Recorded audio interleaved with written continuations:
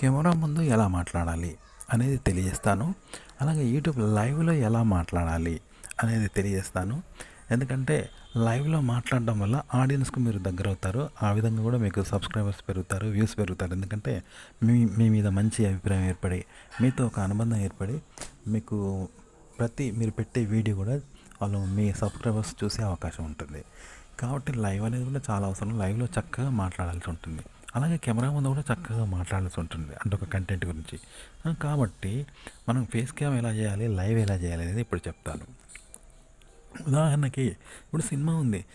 సినిమాల్లో heroines dance వేస్తూ ఉంటారు, ఆ, ఏడుస్తూ ఉంటారు, ఇంకేం చేస్తారు, ఆ శరీరం కల్పించేలాంటి బట్టలు వేసుకుంటారు, ఇది మోడర్న్ డ్రెస్సులు వేసుకుంటారు, పోజులు పెడుతూ ఉంటారు, ఏదో ఇన్ని చేస్తారు కదా. హీరో చేస్తాడు, హీరోయిన్ చేస్తారు, నటనలు చేస్తారు, ఎన్నో డ్యాన్సులు వేస్తారు.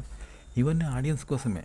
అంత మాత్రాన ఆఫ్టర్ ఆల్ ఈ నీల క్లాసు జనాల ముందు నేను చేయాలా, ఎవడో ఏమో, ఈ జనాలు వాళ్ళ కోసం నేను డ్యాన్స్ చేయాలా, వాళ్ళ ముందు ఎగరాలా, దూకాలా, ఈ డ్రెస్సులు వేసుకోవాలా, నాకేమొస్తుంది, చీఫ్ ఈ ప్రేక్షకుల ముందు నేను ఎందుకు చేయాలి అని అనుకుంటారా? అనుకోరు, క్రేజ్గా ఫీల్ అవుతారు. ఎందుకంటే ఆడియన్స్కి వాళ్ళకి ఏ సంబంధం లేదు. చూసేవాడు ఎవడో వాళ్ళో తెలియదు కదా.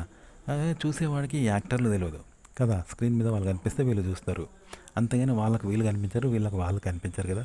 కాబట్టి వన్ సైడ్గా వాళ్ళు అక్కడ ఎగరడము, దూకడము, డ్యాన్స్ చేయడము, జనం కోసము మోడ్రన్ డ్రెస్సులు వేసుకోవడం ఇవన్నీ చేస్తారు కదా. రొమాంటిక్గా వ్యవహరించడం ఇవన్నీ ఆడియన్స్ కోసమే చేస్తారు.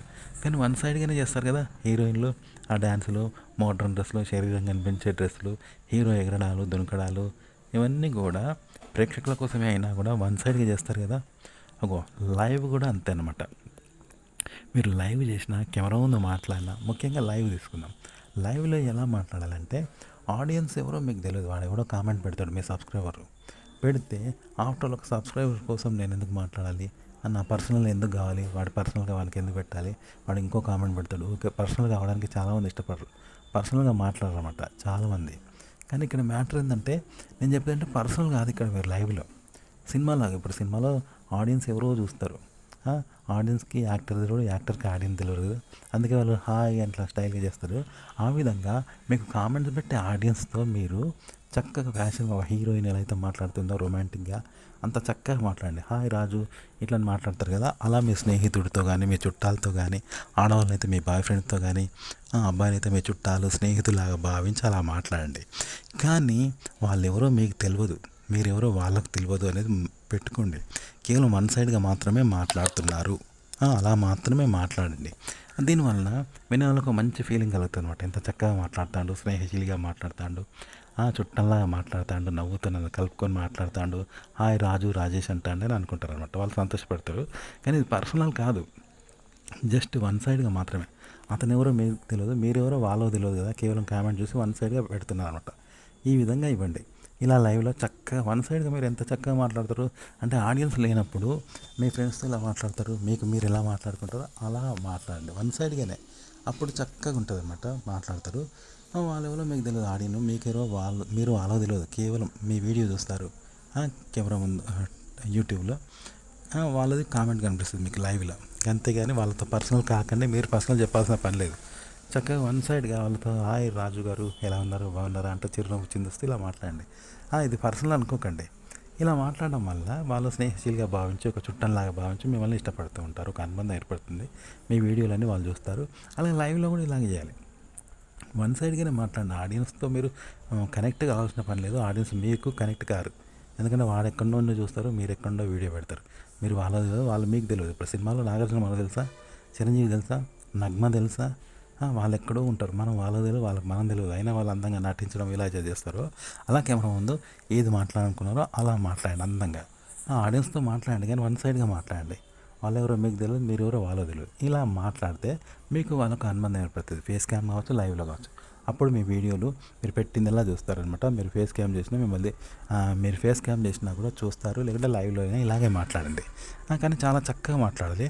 అంతేగాని ఆడియన్స్తో నాకు కనెక్ట్ కాదు, వాడెవడో అపరిచితుడు, నేనెవరో వాని తెలియదు, వాడు నా స్నేహితుడు కాదు, వాళ్ళకు నేను ఎందుకు ప్రేమగా మాట్లాడాలి, నేను ఎందుకు పర్సనల్ కావాలని అనుకోకండి. ఇది పర్సనల్ కాదు, వన్ సైడ్గా మాట్లాడండి. నవ్వుతూ చిరునవ్వుతూ మాట్లాడితే వాళ్ళు పర్సనల్గా తీసుకుంటారు. ఇప్పుడు మనం నాగార్జున మన సొంత వ్యక్తిగా తీసుకుంటాం, ఒక నగ్మను సొంత వ్యక్తిగా తీసుకుంటాం, హీరోయిన్లను ప్రేమిస్తాం, టీవీ యాంకర్లను ప్రేమిస్తాం. కానీ మనం వాళ్ళకి తెలుసా, వాళ్ళు మనకు తెలుసా? ఎవరు తెలియదు. టీవీలో చూసి వాళ్ళని ఇష్టపడుతూ మాట్లాడతాం. వాళ్ళు కేవలం మన వాయిస్‌ని అక్కడ ఏదో చెప్తుంటారు తప్ప, మనం వాళ్ళకి తెలీదు, వాళ్ళకి మనం తెలవదు. వన్ సైడ్‌గా చేస్తూ ఉంటారు కదా! ఇలా మాట్లాడండి కెమెరా ముందు. అప్పుడు ఒక అనుబంధం ఏర్పడుతుంది వాళ్ళకు. ఇది కేవలం వన్ సైడ్‌గా అనుబంధమే. వాళ్ళకు వన్ సైడ్‌గా మీరు చేస్తున్నారు. వన్ సైడ్‌గా మీరు అనుబంధం కలిగిస్తున్నారు. వన్ సైడ్‌గా వాళ్ళ అనుబంధం పొందుతారు తప్ప, టూ సైడ్ అనేది ఉండదనమాట. ఇలా వన్ సైడ్‌గా చేస్తూ ఉంటే వాళ్ళకి అట్లా టూ సైడ్ లాగా అనిపిస్తుంది అన్నట్టు. ఇలా చెప్పండి, మీకు ఆడియన్స్‌కి అనుబంధం ఏర్పడుతుంది. అది లైవ్ కావచ్చు, లేకపోతే ఫేస్ క్యామ్‌లో ఒక విషయం చెప్పడం కావచ్చు. ఆ, ముఖ్యంగా వ్లాగ్స్ చేసేవాళ్ళు ఉంటారు కదా! వాళ్ళు అంటే ఒక కంటెంట్ కాకుండా ఇంట్లో పొద్దున్న నుండి సాయంత్రం వరకు వాళ్ళ పర్సనల్ లైఫ్ గురించి చెప్తూ ఉంటారు. టెంపుల్ వ్లాగ్స్ అని, లేదా ఇంట్లో వాళ్ళ పర్సనల్ లైఫ్, పొద్దున్న ఈ పని చేశాను, వంట వండాను చెప్తారు కదా! ఇలాంటి వాళ్ళు కూడా నేను చెప్పిన విధంగా చేయండి. చక్కగా అనుబంధం ఏర్పడుతుంది ఆడియన్స్కి మీకు. ఏర్పడి మిమ్మల్ని ఒక స్నేహితులాగా, ఒక పర్సనల్ వ్యక్తిలాగా, చుట్టంలాగా వాళ్ళు భావించుకొని, ఒక ఆప్త మిత్రుల్లాగా, ఆపద్ బంధువులాగా భావించి, ఒక ఫ్రెండ్ లాగా భావించి మీ వీడియోలు చివరిదాకా చూస్తారనమాట. అంటే ఇలా ఫేస్ క్యామ్ చేయడం ఎలా ఉంటుందంటే వన్ సైడ్ లవ్ లాంటిది. మనం వన్ సైడ్గా ఒక అమ్మాయిని ప్రేమిస్తాము, ఇష్టపడతాము, ఆ అమ్మాయితో కోరుకుంటాము, అనుభూతులు చెందుతాము, ఎన్నో ఊహించుకుంటాం, కళల్లో తేలుతాం కదా! ఇది వన్ సైడే కదా! అంటే యూజ్లెస్ కదా వన్ సైడ్ లవ్ అంటే. వట్టి పిచ్చి భ్రమ. రాత్రి పడ్డ కళ నిజమని అనుకోలేం కదా! రాత్రి పడ్డ కళ వట్టిదే కదా! ఇక వన్ సైడ్ లవ్గా అలాంటిదే కదా! ఇది పిచ్చిగా ఉంటుంది, వేస్ట్ అని అనుకుంటాం కదా! ఇగో ఇదన్నమాట. మీరు ఫేస్ క్యామ్ కానీ లైవ్లో కానీ ఇలా వన్ సైడ్ లవ్ లాగా ఎలా అయితే మనం ఊహించుకుంటామో, ఒక అమ్మాయితో అనుభూతి పొందుతామో అలా మాట్లాడుతూ ఉండండి. ఆడియన్తో కాదు మీరు మాట్లాడేది. వన్ సైడ్గా మీకు మీరు ఎలా ఊహించుకొని ఒక అమ్మాయి గురించి అనుభూతి పొందుతారో అలా ఆడియన్స్తో మాట్లాడాలి. అంటే మీకు మీరు మాట్లాడాలి, ఆడియన్స్తో కాదు మాట్లాడేది. వన్ సైడ్గా ఊహించుకుంటూ, ఒక స్నేహితుడిలాగా ఊహించుకుంటూ అలా వన్ సైడ్గా మాట్లాడండి. వాళ్ళతో అందంగా మాట్లాడినట్టు వాళ్ళకు భ్రమ కలుగుతుంది అన్నట్టు. అది ఫేస్ క్యామ్ కానీ లేకపోతే లైవ్లో కానీ ఇలా మాట్లాడితే ఒక అనుబంధం పెరుగుతుంది. మీరు మాత్రం మాట్లాడే ట్రిక్ ఏంటంటే వన్ సైడ్ లవ్ లాగా. వన్ సైడ్ లవ్లో మనం ఏకపక్షంగా హీరోయిన్ ఊహించుకొని ఆమెతో రొమాన్స్ చేసినట్టు, లవ్ చేసినట్టు, ఫ్రెండ్షిప్ చేసినట్టు ఊహించుకుంటాం కదా! అలా ఊహించుకుంటూ ఆడియన్స్తో మాట్లాడాలి. కానీ వాళ్ళకి అర్థం కాదు. అబ్బా ఇంత చక్కగా అందంగా మాట్లాడుతున్నాడు, స్నేహితులాగా మాట్లాడుతున్నాడు అని వాళ్ళు అనుకుంటారు.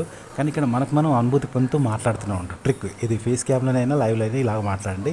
ఆ ఆడియన్స్ మిమ్మల్ని ఇష్టపడతారు. మీరు అందంగా, గ్లామరస్గా, ఫ్రెండ్లీగా, వాళ్ళతో క్లోజ్గా, లవ్లీగా మాట్లాడుతూ ఉండి వాళ్ళకు దగ్గర అవుతారు అనమాట.